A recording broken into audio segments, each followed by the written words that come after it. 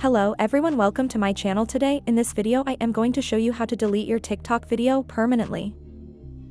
Before starting this video, please subscribe my channel. First of all, you have to open your TikTok ID and select any video you want to delete it permanently. After that, click above the video which you want to delete.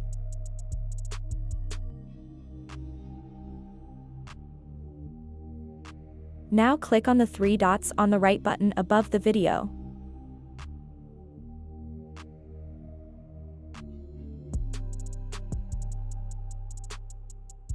Now here you will get an option to delete. You have to click on delete.